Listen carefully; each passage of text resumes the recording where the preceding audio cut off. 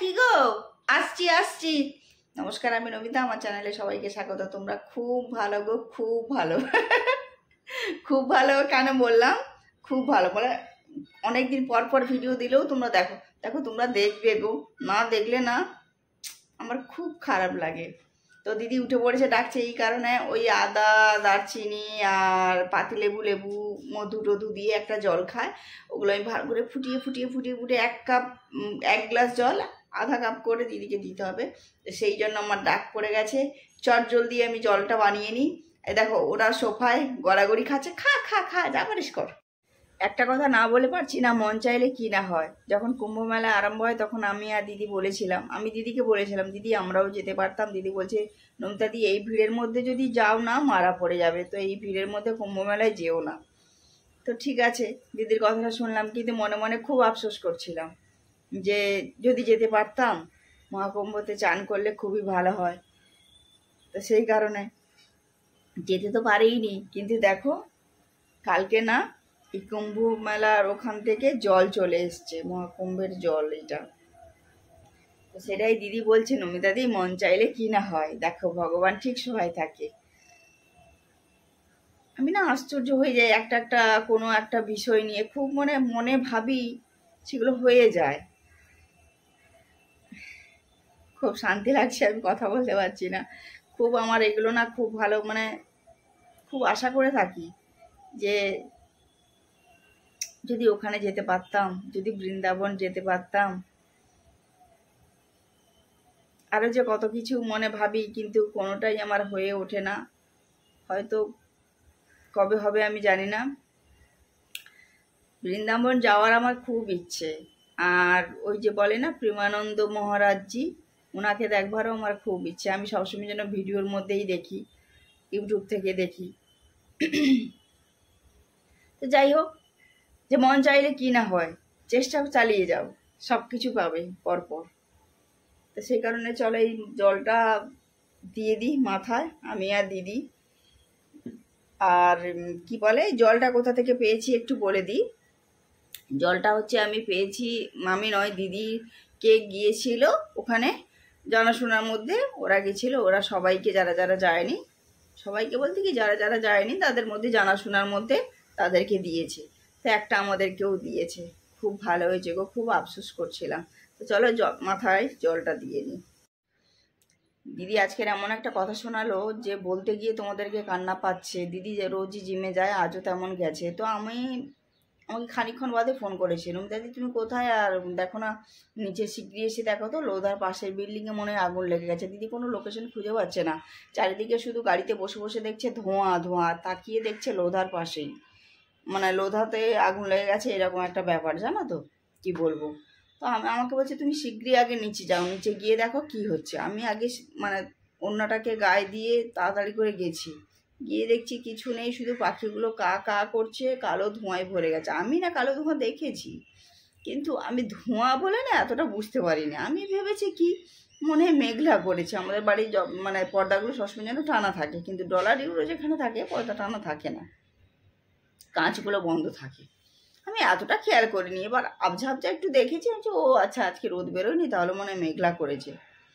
বাপরে, দিদি যখন বলে, যখন দেখি যে কি বলবো, কি একটা অদ্ভুত ঘটনা। পরপর 3টে ভিডিও পাঠালো আমাকে, বলছে নমিতা দি দেখো কি অদ্ভুতভাবে কালো শুধু ধোঁয়া আর রাস্তার জ্যাম।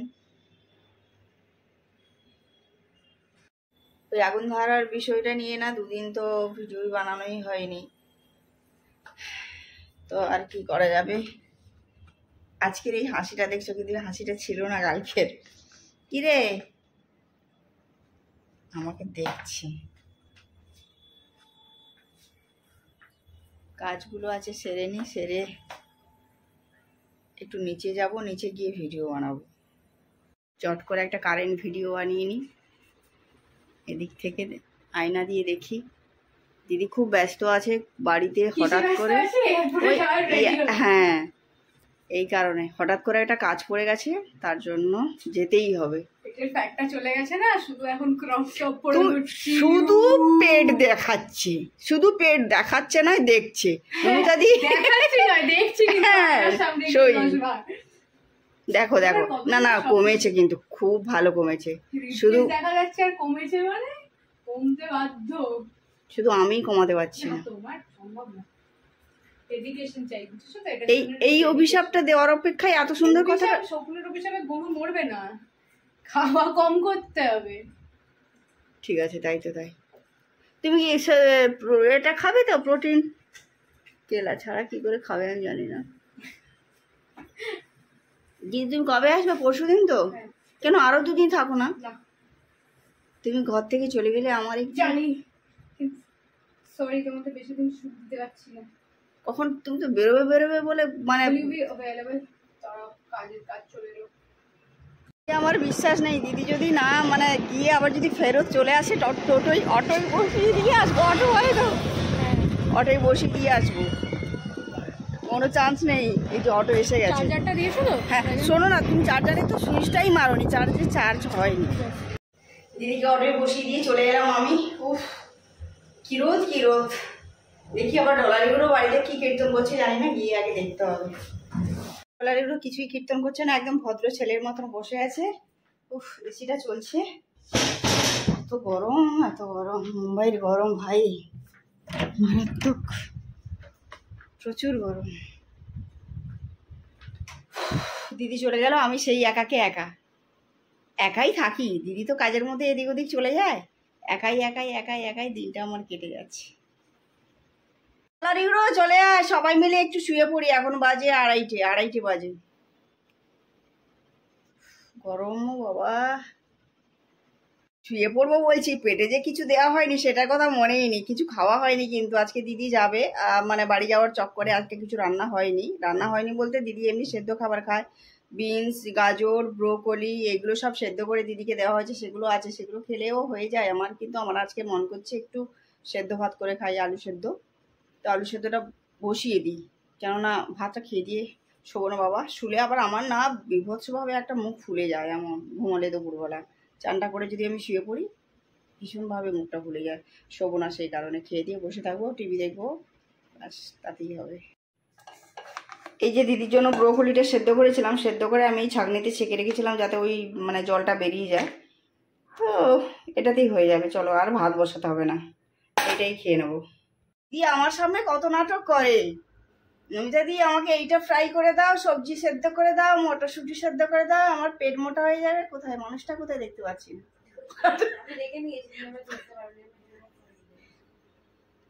কি বলবো বলো।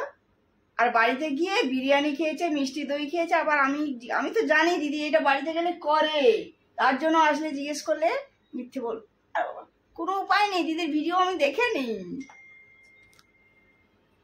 কি গো, মুখটা কোথায় তোমার? বাড়ি গিয়েও খাবো না, এখানেও খাবো না, আমি তো একটা মানুষ।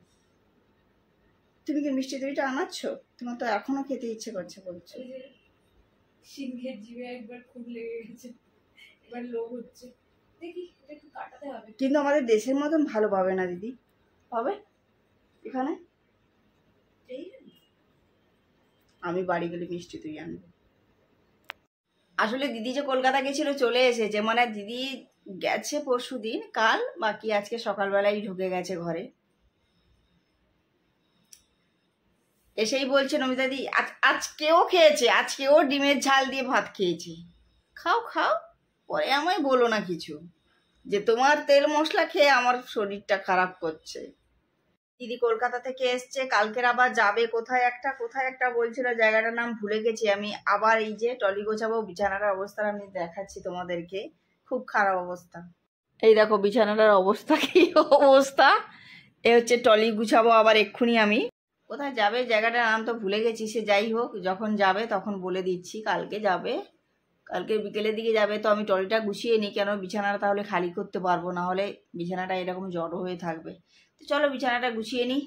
আমার ভিডিও থেকে যদি কিছু ভালো লেগে থাকে লাইক, কমেন্ট, শেয়ার, সাবস্ক্রাইব করে দেবেন। ধন্যবাদ, দেখা হচ্ছে পরের ভিডিও। টাটা।